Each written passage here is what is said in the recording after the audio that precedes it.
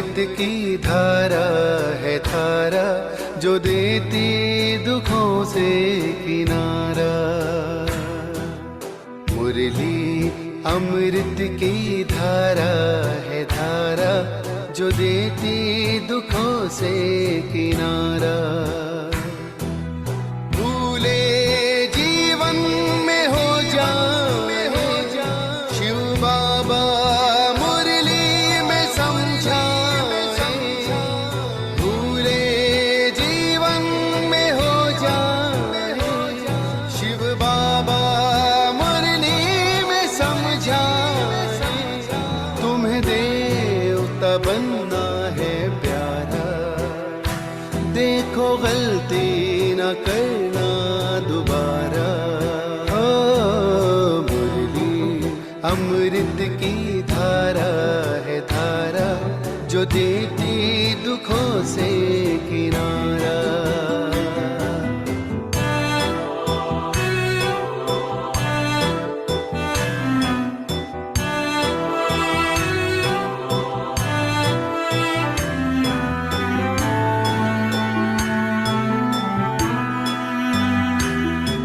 ये मुरली नर को नारायण, नारी को लक्ष्मी बनाए। ये मुरली नर को नारायण, नारी को लक्ष्मी बनाए। परम धाम से परम पिता शिव हमें घर ले जाने आए। हमें घर ले जाने को आए। चारों युगों में जो खेल हुआ वो पूरा होने को आया। गीता ज्ञान अमृत देने को ये संगम युग बनाया। संगम युग बनाया। ये मुरली अमृत की धारा है धारा जो देती दुखों से किनारा।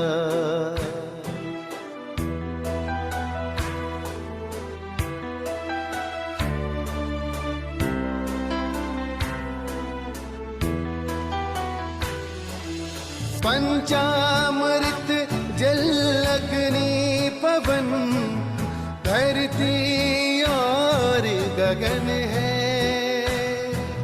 चार दिशाएं चार फिजाएं चारों युगों को नमन है। चारों युगों को नमन है। सांसों के तार जुड़े प्रभु से मुरली दिखाए नजारे। ये प्रभु पाती पढ़ लो सजनी साजन लाए हमारे। साजन लाए हमारे। मुरली में जो समा जाए वो फरिश्ता बन जाए प्यारा। मुरली अमृत की धारा है धारा जो देती दुखों से किनारा। मुरली अमृत की धारा है धारा जो देती दुखों से किनारा।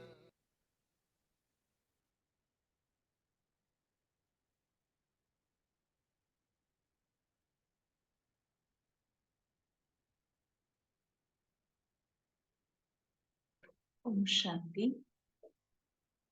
गीत हम सुन रहे थे। मुरली अमृत की धारा है। आज 1 फरवरी साकार बाप दादा की वाणी में भी यही बाबा सुना रहे हैं। बाबा कहते हैं कि अब तक जो कुछ भी आपने पढ़ा है वो बाबा कहते कि आपको भूलना पड़ेगा।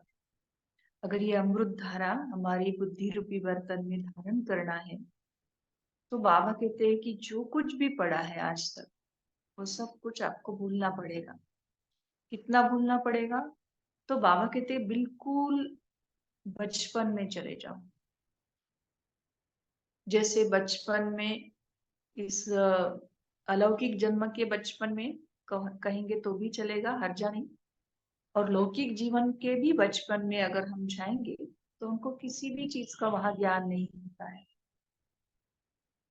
तो टीचर जैसे जो भी पढ़ाते हैं, तो टीचर के ऊपर हमारा बहुत प्यार होता है, तो वो सारी चीजें हम सीख लेते हैं।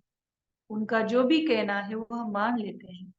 ऐसे बाबा कहते हैं कि भले आज तक आपने बहुत सारा कुछ पढ़ा होगा, भक्ति में पारायण किया होगा, बस मेरी ही याद में या मुझे ही पाने के लिए, लेकिन अभी खुद मैं स्वयं सत्यम शिवम सुंदरम आपका बाबा सत्य बातें अगर सुनाता हूँ, तो बाकी का सब आपको भूल जाना चाहिए।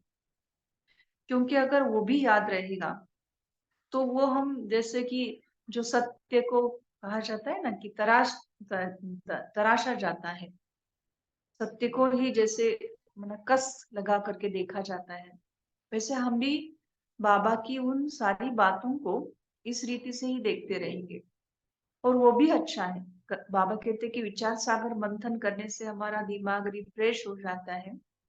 लेकिन कभी कभी क्या हो जाता है कि हमारा उसमें टाइम वेस्ट भी हो सकता है, या संशय बुद्धि भी हम उससे बन सकते हैं, या बाबा जिस समय जिस श्रीमत को हमको दे रहे हैं, उसको हम उसी समय धारण नहीं कर पा सकेंगे।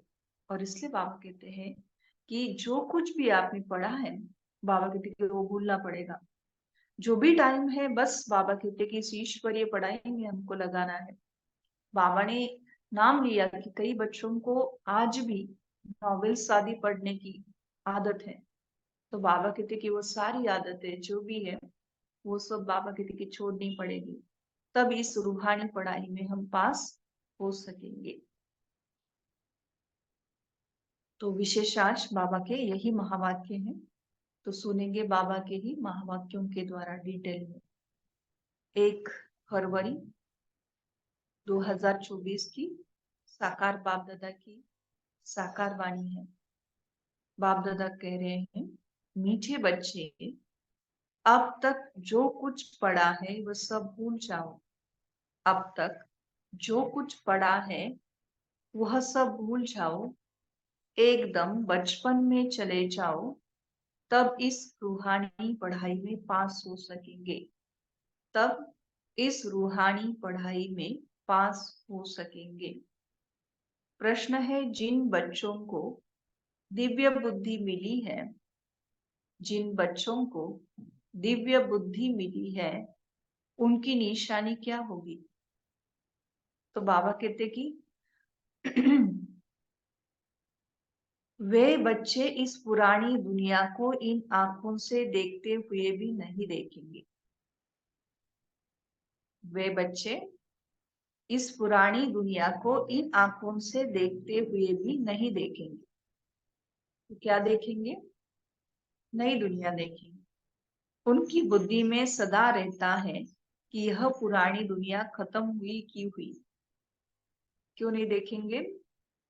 तो ये नष्ट होने वाली है, ये पक्का उनकी स्मृति में है। यह शरीर भी पुराना तमोप्रधान है, तो आत्मा भी तमोप्रधान है। इनसे क्या प्रीत करे?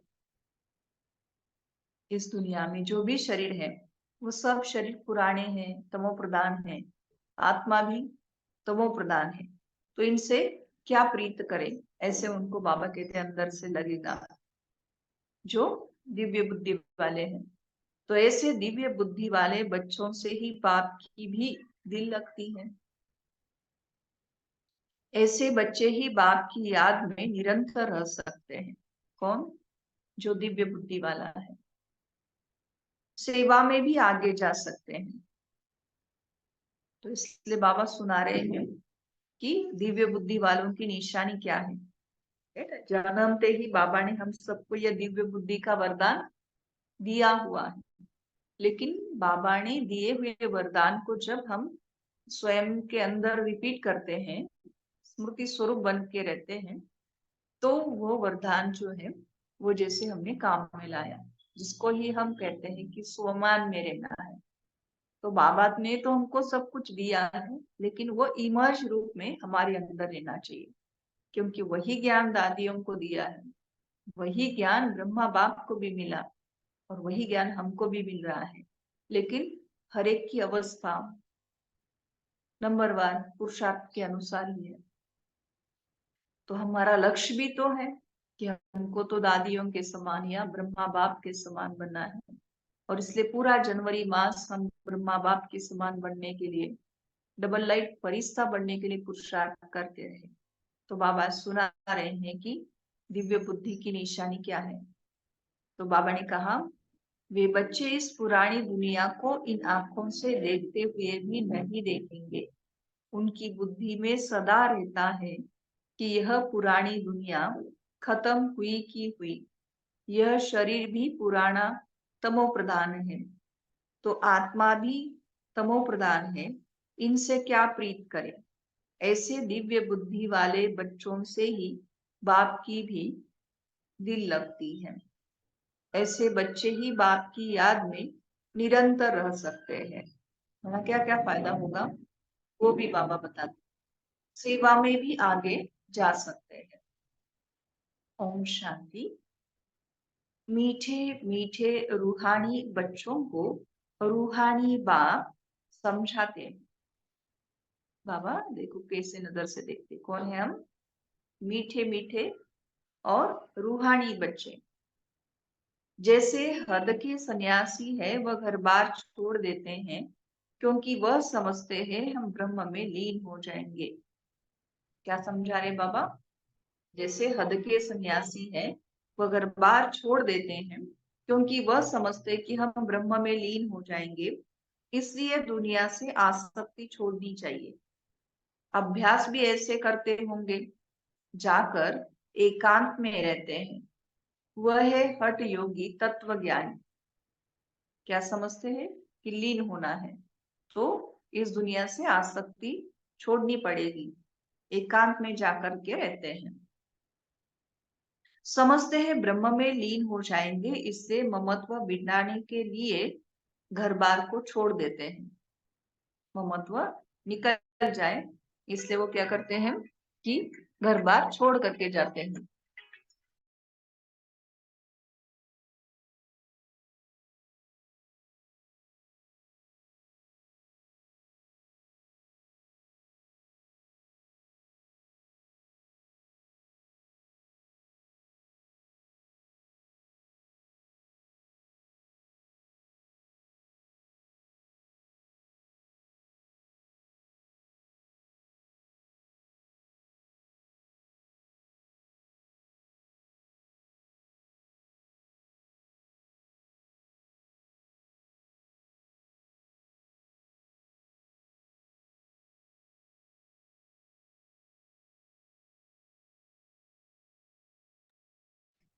तो बाबा सुना रहे थे कि जो हठयोगी है, तत्व ज्ञानी है, समझते हैं ब्रह्म में लीन हो जाएंगे, इसलिए ममत्व मिटाने के लिए घर बार को छोड़ देते हैं। वैराग आ जाता है, परंतु फट से ममत्व नहीं मिटता। बाबा कहते कि उनका लक्ष्य उनके सामने है, उस लक्ष्य को पकड़ करके वो ममत्व मिटाने के लिए घर बार को छोड़ देते हैं, लेकिन फट से ममत्व नहीं मिटता। स्त्री, बच्चे आदि याद आते रहते हैं। घर बार को छोड़ दिया, सबको छोड़ दिया, तो भी बाबा कहते कि उनको याद आते रहते हैं। यहाँ तो तुमको ज्ञान की बुद्धि से सब कुछ भुलाना होता है, वरना यहाँ हमको घर बार नहीं छोड़ना है। लेकिन जो ज्ञान की बाबा ने बुद्धि दी है, उससे बाबा कहते कि आपको सब कुछ छोड़ना पड़ता है।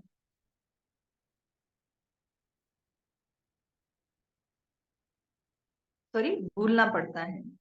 कोई भी चीज जल्दी नहीं भूलती, लेकिन रिजल्ट क्या बाबा ने बताया, जल्दी नहीं भूलेगा। अभी तुम यह बेहद का संन्यास करते हो। बेहद का क्यों? क्योंकि वो घर बार का संन्यास करते हैं, है ना, और हम तो पुरानी सृष्टि का ही संन्यास करते हैं। या तो सब सन्यासियों को भी रहती है, परंतु बुद्धि से समझते हैं हमको ब्रह्म में लीन होना है, इसलिए हमको देह भान नहीं रखना है। वह है हठ योग मार्ग। समझते हैं हम यह शरीर छोड़ ब्रह्म में लीन हो जाएंगे। वो जो मार्ग है उसको कहेंगे हठ योग का मार्ग। समझते हैं कि ब्रह्म में लीन हो जाएंगे, लेकिन होते नहीं है। लेकिन समझते हैं, पुरुषार्थ तो ऐसा करते हैं। उनको ये पता नहीं कि हम शांति धाम में कैसे जा सकते हैं। तुम अब जानते हो कि हमको अपने घर जाना है। जैसे विलायत से आते हैं तो समझते हैं हमको बॉम्बे जाना है वाया डैश डैश। अभी तुम बच्चों को भी पक्का निश्चय है। बहुत कहते हैं कि इनकी पवित्रता अच्छी है, ज्ञान अच्छा है, संस्था अच्छी है, माताएं मेहनत अच्छी करती हैं, क्योंकि अथक हो समझाती है, अपना तन मन धन लगाती है, इसलिए अच्छी लगती है। बाबा कहते हैं, परंतु हम भी ऐसा अभ्यास करें, यह ख्याल भी नहीं आएगा। कोई विरला निकलता है। वह तो बाप भी कहते हैं कि कोटों में कोई, अर्थात जो तुम्हारे पास आते हैं उनमें से कोई निकलता है। बाकी ये पुरानी दुनिया खत्म होने वाली है, तुम जानते हो। अब बाप आया हुआ है, साक्षात्कार हो न हो, विवेक कहता है बेहद का बाप आए हैं। यह भी तुम जानते हो कि बाप एक है। वही पारलौकिक बाप ज्ञान का सागर है ना। ये जो ब्रह्मा बाप है ये तो हमारा अलौकिक बाबा है। ये ज्ञान का सागर नहीं है। ये हमारे जैसा ये भी ज्ञान सागर बाबा से सीख रहे हैं। और जो बेहद का बाबा है वो पारलौकिक बाबा है। वैसे देखा जाए तो ब्रह्मा बाबा भी बेहद का बाबा है, क्योंकि संपूर्ण प्रजा का बाबा है वो।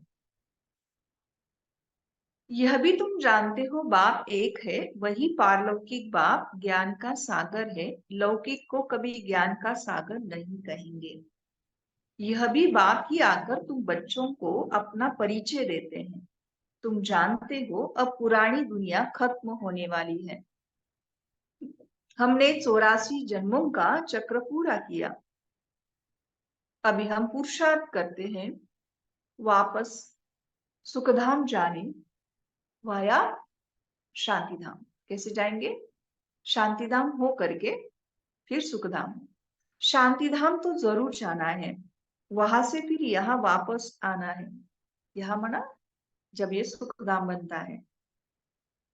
मनुष्य तो इन बातों में मूंझे हुए हैं। कोई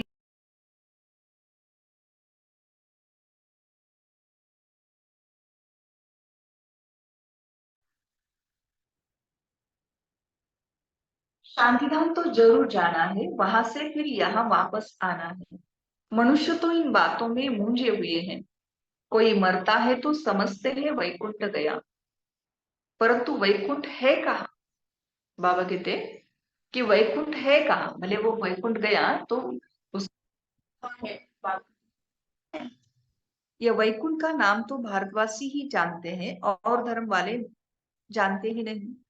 सिर्फ नाम सुना है, चित्र देखे हैं। किसके? वैकुंठ के। देवताओं के मंदिर आदि बहुत देखे हैं, जैसे ये दिलवाड़ा मंदिर है, लाखों करोड़ों रुपया खर्चा करके बनाया है, बनाते ही रहते हैं। देवी देवताओं को वैष्णव कहेंगे, वे विष्णु की वंशावली है। देवताओं को क्या कहेंगे? वैष्णव। मना उनके अंदर कोई भी प्रकार का विष नहीं है ना। संपूर्ण निर्विकारी है, विष्णु की वंशावली है। वो तो है ही पवित्र। सतयुग को कहा जाता है पावन दुनिया, यह है पति दुनिया। सतयुग के वैभव आदि यहाँ होते नहीं। बाबा क्यों समझा रहे हैं? बाबा ने कहा कि किसी ने भी अगर शरीर छोड़ा तो कहते हैं कि वो वैकुंठवासी बना, स्वर्गवासी बना। उसके ऊपर बाबा समझा रहे हैं। तो बाबा ने कहा देवताओं को वैष्णव कहेंगे, वे विष्णु की वंशावली है। वो तो है ही पवित्र। सतयुग को कहा जाता है पावन दुनिया, यह है पति दुनिया। सतयुग के वैभव आदि यहाँ होते नहीं। यहाँ तो अनाज आदि सब तमो प्रधान बन जाते हैं। स्वाद भी तमो प्रधान। बच्चिया ध्यान में जाती है, कहती है हम शुबिरस पी कर आई, बहुत स्वाद था। यहाँ भी तुम्हारे हाथ का खाते हैं तो कहते हैं बहुत स्वाद है। देखो बाबा क्या सुनाते हैं, क्योंकि तुम अच्छी रीति बनाती हो। क्यों स्वाद अच्छा होता है?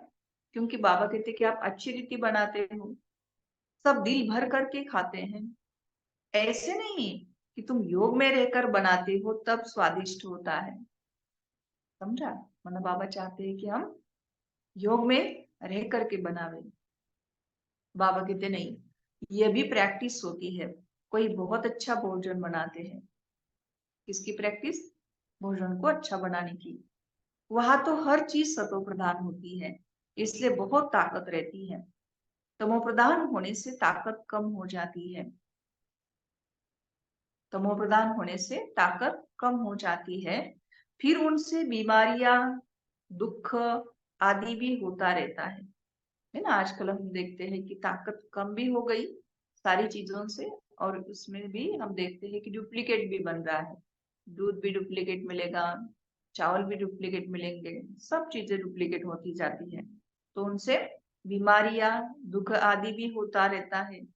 नाम ही है दुखधाम, सुखधाम में दुख की बात ही नहीं। हम इतने सुख में जाते हैं जिसको स्वर्ग का सुख कहा जाता है। कितने सुख में जाते हैं? तो जिस सुख को कहेंगे स्वर्ग का सुख। सिर्फ तुमको पवित्र बनना है, वरना शरीर छोड़ने से वो सुख नहीं मिलेगा। पवित्र बनने से, तो भी इस जन्म के लिए तुमको बाबा कहते सिर्फ तुमको पवित्र बनना है, सो भी इस जन्म के लिए। एक जन्म बस बाबा कहते पवित्र बनना है तो स्वर्ग के सुख मिल जाएंगे।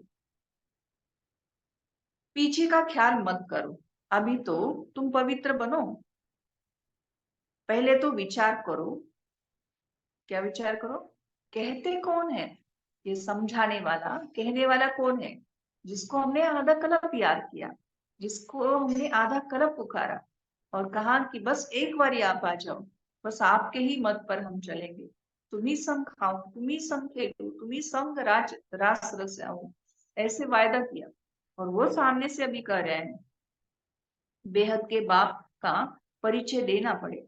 बेहद के बाप से सुख का वर्षा मिलता है। लौकिक बाप भी पारलौकिक बाप को याद करते हैं। लौकिक जो भी अपने बाबा होते हैं, बाबा कहते वो भी मुझे याद करते हैं। बुद्धि ऊपर चली जाती है। तुम बच्चे जो निश्चय बुद्धि पक्के हो, उन्हों के अंदर रहेगा कि इस दुनिया में हम बाकी थोड़े दिन हैं। किसकी याद में रहेगा? जो बाबा कहते पक्के निश्चय बुद्धि जो बच्चे हैं, उनकी बुद्धि में रहेगा कि हम बाकी थोड़े दिन हैं। ये तो कौड़ी मिसल शरीर है, ये शरीर कौड़ी मिसल है। आत्मा भी कौड़ी मिसल बन पड़ी है। इसको वैराग्य कहा जाता है। अभी तुम बच्चे ड्रामा को जान चुके हो। क्यों वैराग आया? क्योंकि बाबा कहते कि वह ड्रामा को हमने जान लिया। भक्ति मार्ग का पाठ चलना ही है, सब भक्ति में है। नफरत की दरकार नहीं। बाबा कहते कि उस भक्ति के पाठ से नफरत की दरकार नहीं। सन्यासी खुद नफरत दिलाते हैं, घर में सब दुखी हो जाते हैं, वह खुद अपने को जाकर थोड़ा सुखी करते हैं। माना घर वालों को दुखी करेंगे और खुद जाकर के वो सुखी, बाबा कहते थोड़ा सा स्वयं को सुखी करते हैं। वापस मुक्ति में कोई जा नहीं सकते। जो भी कोई आए, वापस कोई भी गया नहीं है। यह सब सब यहाँ ही है। माना चाहे वो बुद्ध की आत्मा है, या कहते हैं कि सदैव तुकाराम महाराज वैकुंठ में चले गए, तो बाबा कहते वापस कोई भी, या वापस मुक्ति में कोई जा ही नहीं सकते। सब बाबा कहते कि यहाँ ही है, अपनी तमो प्रधान स्टेज में कहेंगे तो भी हर जाने। एक भी निर्वाण धाम वह ब्रह्म में नहीं गया है, वह समझते हैं कि फलाना ब्रह्म में लीन हो गया। यह सब भक्ति मार्ग के शास्त्रों में है। बाप कहते हैं इन शास्त्रों आदि में जो कुछ है सब भक्ति मार्ग है, माना इसमें ज्ञान की कोई बात नहीं है। तुम बच्चों को अभी ज्ञान मिल रहा है, इसलिए तुम्हें कुछ भी पढ़ने की दरकार नहीं है। परंतु कोई कोई ऐसे हैं जिनमें फिर नॉवेल्स आदि पढ़ने की आदत है। क्यों? बाबा कहते कि ज्ञान तो पूरा है नहीं। उन्हें कहा जाता है कुक्कड़ ज्ञानी। रात को नॉवेल पढ़कर नींद करते हैं तो उनकी गति क्या होगी? है ना, जो अंतमति सो गति होगी। अगर नॉवेल पढ़ करके सोएंगे तो सो गति। यह तो बाप कहते हैं जो कुछ पढ़े हो सब भूल जाओ, इस रूहानी पढ़ाई में लग जाओ। यह तो भगवान पढ़ाते हैं जिससे तुम देवता बन जाएंगे 21 जन्मों के लिए। इस पढ़ाई से बाबा कहते हैं देवता बन जाएंगे, वो भी 21 जन्मों के लिए, एक जन्म के लिए भी नहीं। बाकी जो कुछ पढ़े हो वह सब भूल ना पड़े, एकदम बचपन में चले जाओ। अपने को आत्मा समझो। भल इन आंखों से देखते हो परंतु देखते भी नहीं देखो। तुम्हें दिव्य दृष्टि दिव्य बुद्धि मिली है तो समझते हो यह सारी पुरानी दुनिया है, यह खत्म हो जानी है, यह सब कब्रिस्तानी है। उनसे क्या दिल लगाएंगे, अभी परिस्तानी बनना है। तुम अब कब्रिस्तान और परिस्तान के बीच में बैठे हो। कब्रिस्तान और परिस्तान के बाबा कहते बीच में बैठे हो। परिस्तान अभी बन रहा है, अभी बैठे हैं पुरानी दुनिया में, परंतु बीच में बुद्धि का योग वहां चला गया है। इस पुरुषोत्तम संगम युग का भी किसी को पता नहीं है। पुरुषोत्तम मास पुरुषोत्तम वर्ष का भी अर्थ नहीं समझते हैं। बाबा कहते कि भले वो पुरुषोत्तम मास मनाते हैं लेकिन पुरुषोत्तम मास या पुरुषोत्तम वर्ष का भी उनको अर्थ पता नहीं है। पुरुषोत्तम संगम युग को टाइम बहुत थोड़ा मिला हुआ है। कितना कहा जाता है? 100 वर्ष के जितना, क्योंकि बाकी सबकी आयु 2500 वर्ष है, सॉरी 1250 वर्ष है। तो 1250 के हिसाब से 100 वर्ष माना बहुत कम समय। देरी से यूनिवर्सिटी में आएंगे तो बहुत मेहनत करनी पड़ेगी। टाइम कम है और उसमें भी देरी से आएंगे तो बाबा कहते कि मेहनत करनी पड़ेगी। याद बहुत मुश्किल ठहरती है, माया विघ्न डालती रहती है। तो बाप समझाते हैं कि ये पुरानी दुनिया खत्म होने वाली है।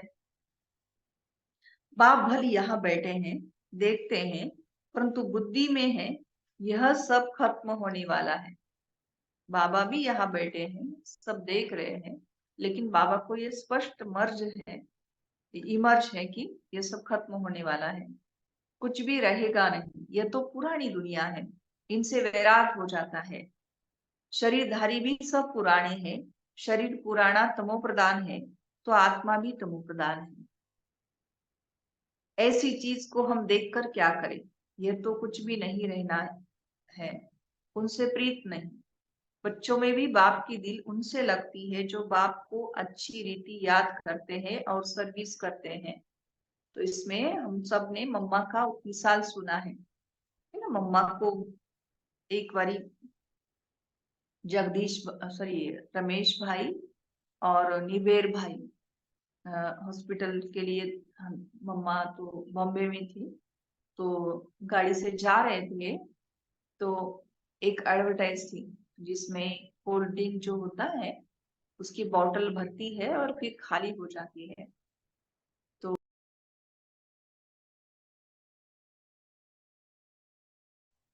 निवेर भाई साहब ने तो मम्मा को कहा, मम्मा आपने देखा हमारा भी कोई ऐसा बोर्ड होना चाहिए। तो मम्मा ने कहा, मम्मा इस अ, सृष्टि को बस प्रकाश देने के लिए देखती है, मतलब मम्मा ने वो बोर्ड नहीं देखा। तो बाबा कहते कि ऐसे जो दिव्य बुद्धि वाले बच्चे हैं मम्मा के, वो इस दुनिया को देखते हुए भी नहीं देखेंगे।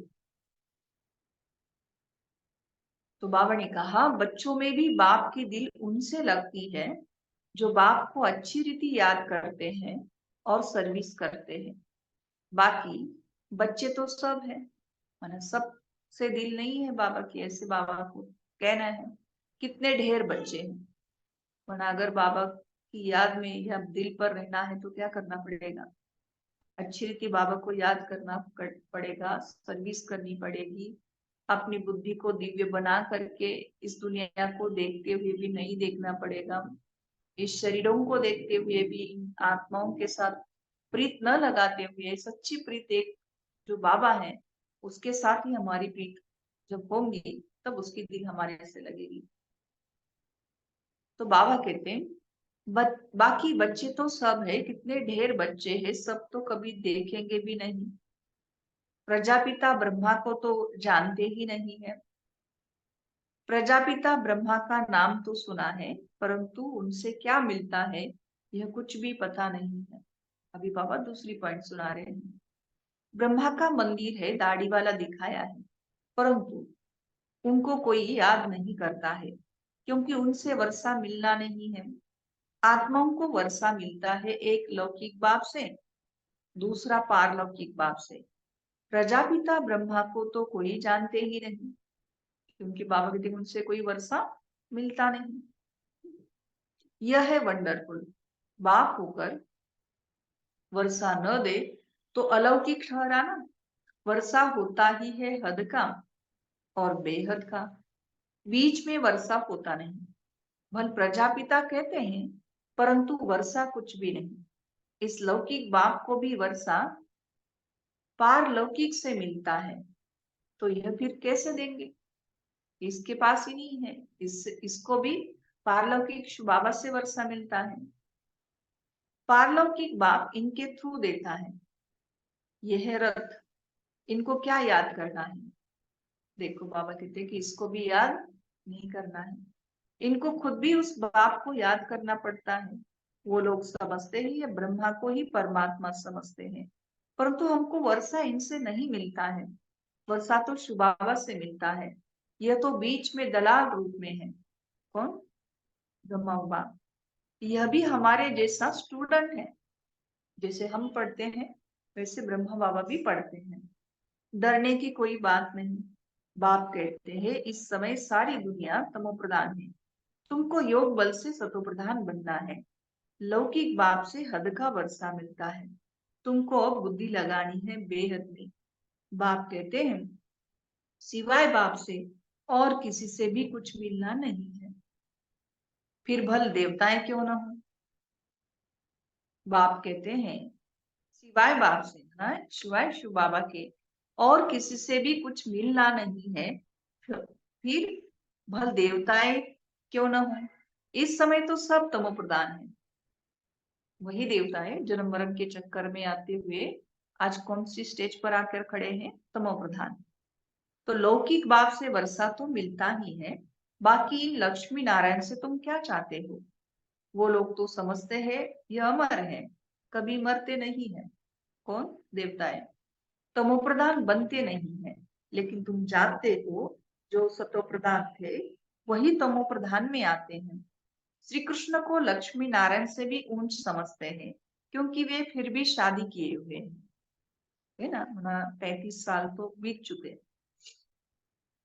श्री कृष्ण तो जन्म से ही पवित्र है, इसलिए श्री कृष्ण की बहुत महिमा है। झूला भी श्री कृष्ण को झुलाते हैं, जयंती भी श्री कृष्ण की मनाते हैं। लक्ष्मी नारायण की क्यों नहीं मनाते हैं? क्यों नहीं मनाते? क्योंकि वही बचपन वाला उनका रूप है। ज्ञान न होने के कारण श्री कृष्ण को द्वापर में ले गए हैं।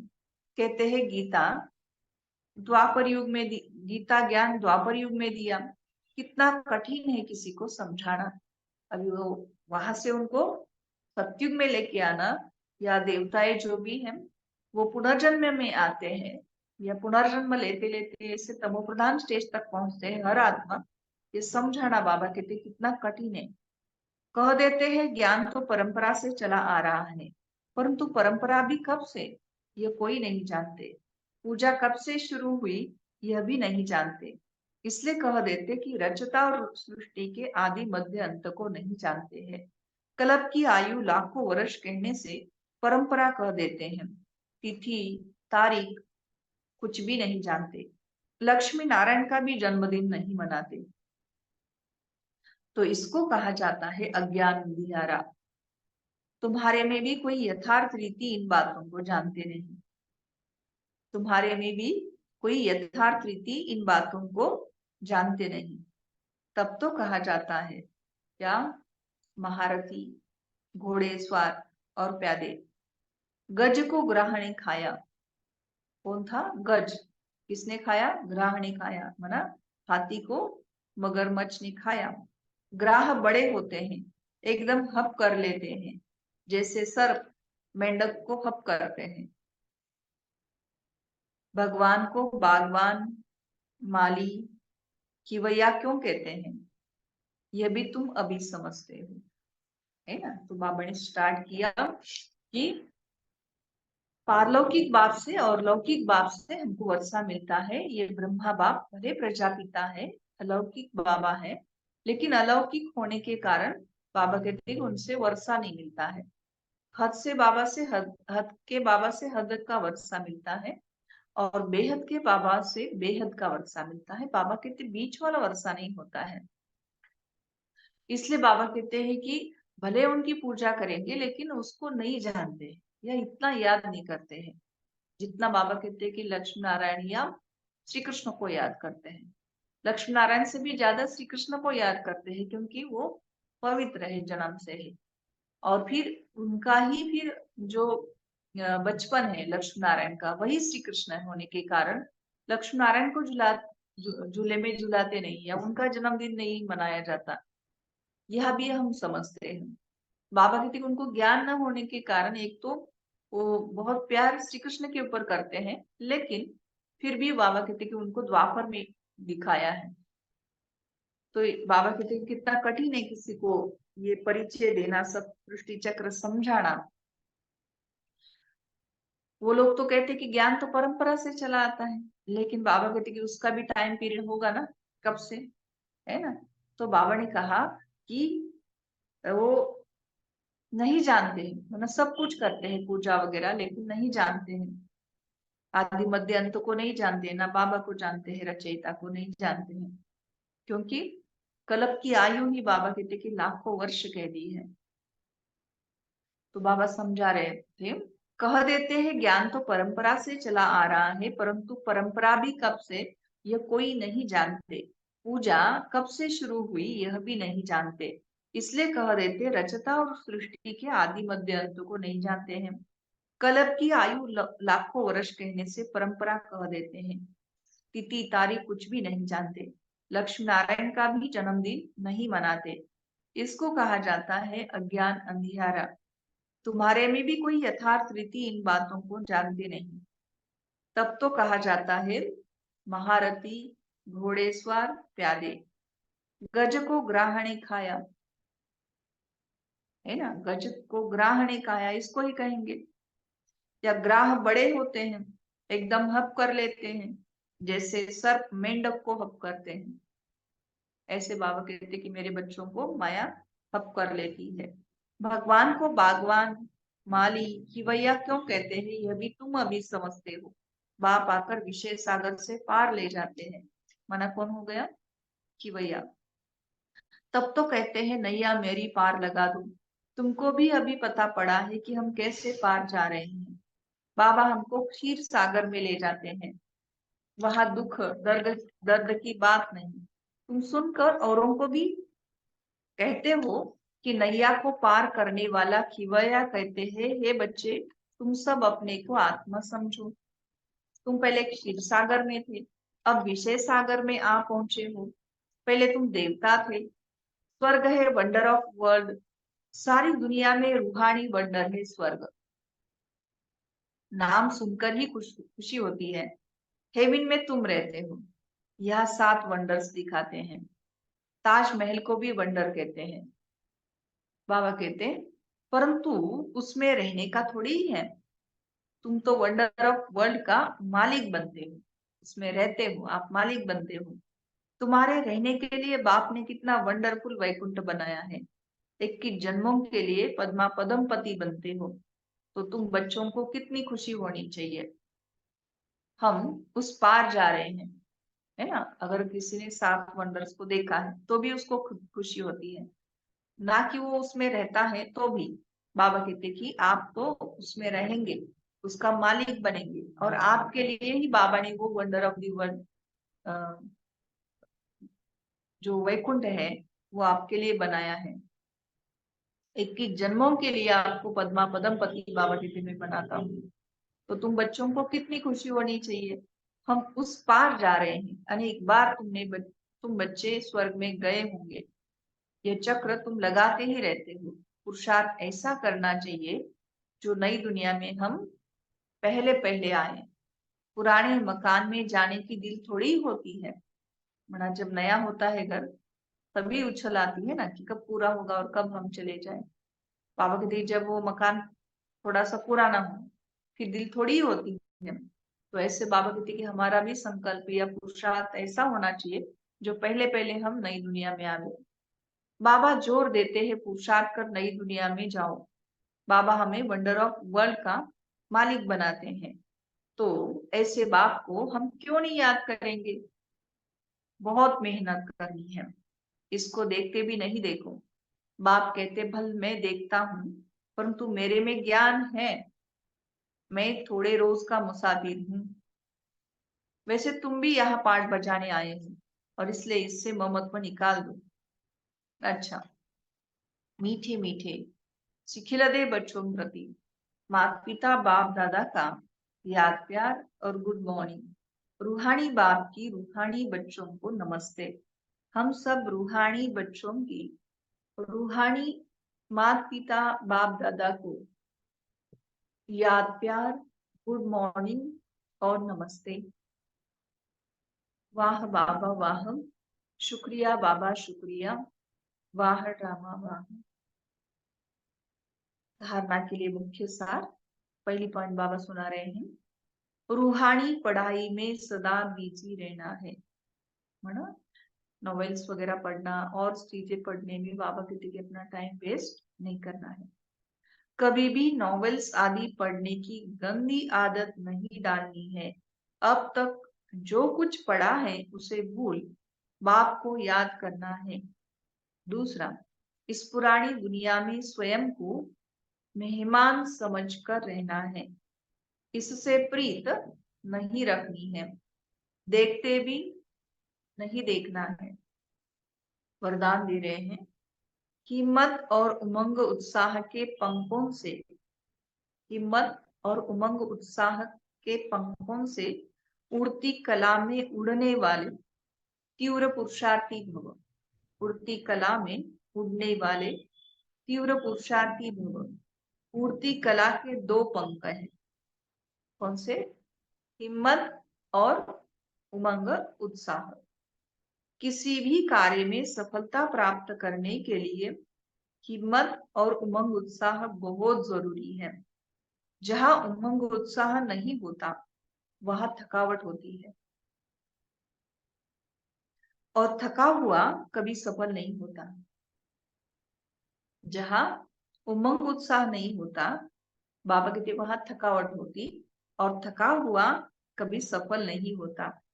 वर्तमान समय के अनुसार मूर्ति कला के सिवाय मंजिल पर पहुंच नहीं सकते, है ना। सब दादियां तो चली गई, खाली हो गया सारा मधुबन का घर, है ना। बस अभी एक दादी हमारे पास पहुंची है। तो अगर हमको ब्रह्मा बाप समान दादियों समान बनना है, तो बाबा कहते कि वर्तमान समय के अनुसार उड़ती कला के सिवाय मंजिल पर पहुंच नहीं सकते, क्योंकि पुरुषार्थ एक जन्म का और प्राप्ति एक ही जन्म के लिए ही नहीं, सारे कल्प की है। तो जब समय की पहचान स्मृति में रहती है, तो पुरुषार्थ स्वतः तीव्र गति का हो जाता है। एक जन्म में कितना कमाई करनी है? 21 जन्म ही नहीं, पूरे कल्प ना 84 जन्मों की हमको कमाई करनी है। तो कितना पुरुषार्थ करना पड़े, है ना। तो पुरुषार्थ की गति ऑटोमेटिकली ही क्या हो जाएगी? फास्ट हो जाएगी। जब समय की पहचान हो जाएगी। स्लोगन है, सर्व की मनोकामनाएं पूर्ण करने वाले ही कामधेनु है। सर्व की मनोकामनाएं पूर्ण करने वाले ही कामधेनु है। तो बाबा क्या चाहते हैं कि हम सभी की मनोकामनाएं पूर्ण करें, है ना। ऐसा पुरुषार्थ हो हमारा कि जो हम सभी की मनोकामनाएं पूर्ण करें।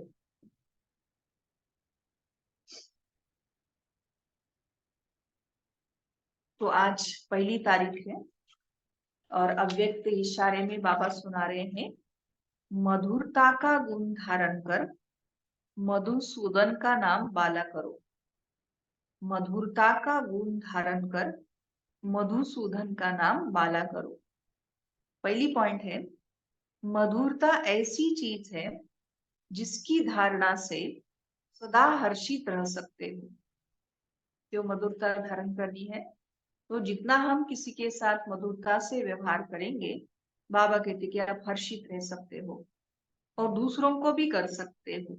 मधुरता को धारण करने वाला यहाँ भी महान बनता है और वहां भी मर्तबा पाता है। संगम पर भी बाबा कहते वो महान बन के रहेगा और सत्युग में उच्च मर्तबा प्राप्त करेगा। मधुरता से ही मधुसूदन का नाम बाला कर सकते हो, है ना। मधुरता रूपी मधु जिनके पास है, उन्हें हर कार्य में सफलता प्राप्त होती है। उनके मस्तक पर सफलता का सितारा चमकता रहता है। तो क्या करना पड़ेगा, अभी डबल लाइट फरिश्तों को मधुरता का गुण धारण करना पड़ेगा। तो जैसे दादी जी का मधुर याद पत्र भी आज है, वो भी हम सुनेंगे, बस आप 5 मिनट बने रहेंगे।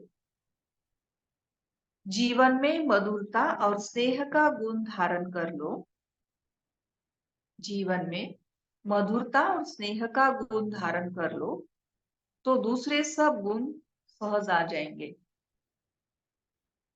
निमित्त टीचर सता सर्व ब्राह्मण कुलभूषण भाई बहनों प्रति दादी जी का याद पत्र है, 20 जनवरी 2024 वाला। प्राण प्यारे अव्यक्त बाप दादा के अति स्नेही, सदा मधुरता रूपी मधु से संपन्न, रूहानियत के रंग में रंगे हुए सफलता के सितारे निमित्त टीचर्स बहने तथा देश विदेश के सर्व ब्राह्मण कुलभूषण भाई बहने, ईश्वरीय स्नेह संपन्न मधुर याद स्वीकार करना जी। बात समाचार, आप सभी ने जनवरी मास में प्यारे ब्रह्मा बाबा की विशेष स्मृतियों में रह उनके समान संपन्न और संपूर्ण बनने का शुभ संकल्प लेकर बहुत अच्छी तपस्या की होगी। समय प्रमाण सेवाओं में रहते हुए डबल लाइट फरिश्ता बनने के लिए बाबा हम सभी बच्चों को निमित्तपन की स्मृति, निर्माण चित्त की स्थिति और निर्मल वाणी पर विशेष ध्यान खिंचवा रहे हैं। समय प्रमाण सेवाओं में रहते डबल लाइट फरिश्ता बनने के लिए बाबा हम सभी बच्चों को निमित्तपन की स्मृति, कुछ भी करते हैं तो हम निमित्त हैं, तो इस निमित्तपन की स्मृति और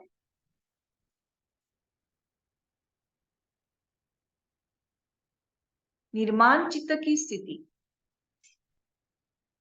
कैसी होनी चाहिए, निर्माण चित्त और निर्मल वाणी पर विशेष ध्यान खिंचवा रहे हैं। अभी इस फरवरी मास में हम सभी मधुरता और सरलता के गुण पर विशेष अटेंशन देकर हर कार्य में सफलता की अनुभूति करेंगे। दादी जी अव्यक्त इशारे में क्या होगा वो पहले से बता रहे हैं। बाबा कहते बच्चे, मधुरता ऐसी धारणा है जो कड़वी धरनी को भी मधुर बना देती है। बाबा के 2 मधुर बोल और मीठी दृष्टि ने हम सब की जीवन परिवर्तन कर दी। तो हमें भी बाबा के समान मधुरता रूपी गुण को धारण कर सबको मधुर बनाना है। ये मधुरता की सौगात सदा अपने साथ रखनी है। संगठन में हर एक की नेचर तो अपनी अपनी है ना। संगठन में हर एक की नेचर तो अपनी अपनी है, लेकिन स्वयं की नेचर अगर इजी है तो वाणी में मधुरता सहज आ जाती है। इजी नेचर, अभी हम कहेंगे इजी नेचर कैसी। तो इजी नेचर अर्थात जैसा समय, जैसा व्यक्ति, जैसे सरकमस्टांस, उसको परखते हुए अपने को इजी कर लेना। इजी अर्थात मिलनसार। इससे संगठन सदा एकमत रहता है। बाप दादा की यही आश है कि मेरे हर बच्चे के संकल्प शुद्ध हो, वाणी मधुर हो, वायुमंडल एक मत का हो, तो परमात्मा कार्य की प्रत्यक्षता सहज हो जाएगी। क्या आश है बाबा की? मेरे हर बच्चे के संकल्प शुद्ध हो, वाणी मधुर हो, वायुमंडल एक मत का हो, तो परमात्मा कार्य की प्रत्यक्षता सहज हो जाएगी। दादी जी कहते, बोलो, दृढ़ता के शुद्ध संकल्प द्वारा मधुरता रूपी मधु को साथ रख अपने मधुसूदन बाप का नाम बाला करेंगे ना। तो हम क्या कहेंगे? जी दादी जी, कि हम मधुरता रूपी मधु को अपने साथ रखेंगे। तो आओ हम सभी संकल्प ले कि जीवन में विशेष दो धारणाएं जरूर करनी है। एक मधुरता, दूसरा नम्रता। इन्हीं दो विशेष धारणाओं से विश्व कल्याणकारी महादानी वरदानी बन जाएंगे और सहज ही स्नेह का सबूत दे सकेंगे। बाकी सेवाओं के विस्तार के साथ विशेष समय निकालकर अशरीरी बनने की ड्रिल भी जरूर करनी है। सेवाओं के विस्तार के साथ दादी जी कह रहे हैं विशेष समय निकालकर अशरीरी बनने की ड्रिल भी जरूर करनी है। अभी तो समय यही इशारा दे रहा है कि अचानक के पहले सदा एवर रेडी रहो। अचानक होगा सब, लेकिन उसके पहले हमको एवर रेडी रहना है। करण करावन हर बाबा जो सेवाएं करा रहा है, निमित्त बन करते चलो, लेकिन साक्षी दृष्टा स्थिति का अभ्यास करते पांचों स्वरूपों की ड्रिल भी करते रहो। यही ड्रिल स्वयं को सर्व शक्तियों से संपन्न बनाएगी। मनोबल बढ़ता रहेगा। अभी तो शक्तिशाली मनसा द्वारा प्रकृति के पांचों तत्वों को भी विशेष सकाश देने की सेवा करनी है।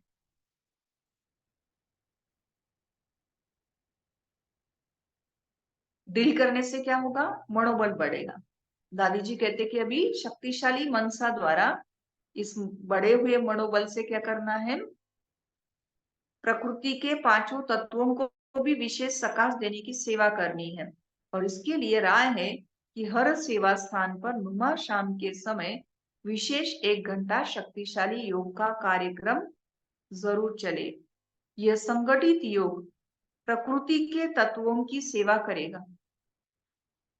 नुमा शाम वाला जो संगठित रूप वाला योग है, दादी जी कहते तत्वों की, प्रकृति के तत्वों की सेवा करेगा। स्वयं को, साथियों को और सेवा स्थानों को निर्विघ्न बनाएगा।